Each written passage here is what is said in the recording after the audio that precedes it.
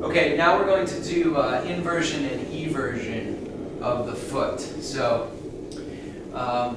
there's a couple ways of doing this here. But first, this one I'm going to support the leg. So I'm going to bring my leg underneath her knee and support her leg this way. This is really kind of a comfortable way of working. And it also gives me kind of a little bit more control of the foot. I'll do inversion first. So what I'm going to do is with my inner hand here, I'm going to place it under her heel. So her heel just rests on my hand.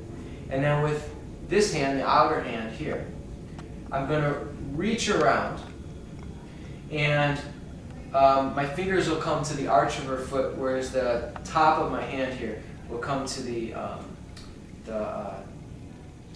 dorsal surface of the foot. And then from there, I'm just going to give a twist like this. And if you look at it, it's just my arm. It's just the arm moving, arm, shoulder. Okay, I'm not pulling two at the same time. All right. I know that's taught sometimes. It's fine. But sometimes I feel like, especially with someone like Yuko, like if I do this, it like pulls open the joint too much. And whether it be the hip joint or the ankle joint, there's just too much like kind of like that sort of thing where the joint kind of opens and closes. And I don't really want that. So I'm just going to make sure I have a nice grip here. And I use the heel of my hand to actually create the twist. I lock in kind of with the fingers, not with the tips of my fingers, but with this part of my fingers. I lock in there and I go one and I go two. And then the third one is closest to the toes.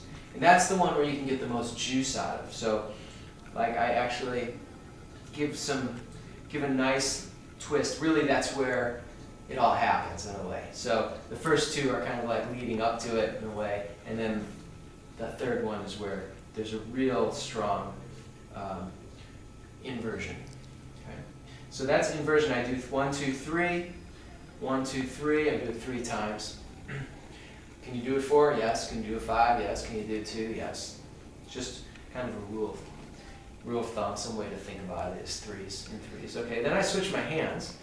So then I bring my outer hand here and hold and rest the heel there, and I bring my other hand, and again I wrap it around, so that again the heel of my hand is on the dorsal surface, the fingers are on the plantar surface, and then I give it a twist in the opposite direction. 1, 2, 3. Generally, this one doesn't. You're not going to get as much twist on eversion as you do on inversion. But again, when you get into the toes, that's the big one right there. And I'll do 1, 2, 3.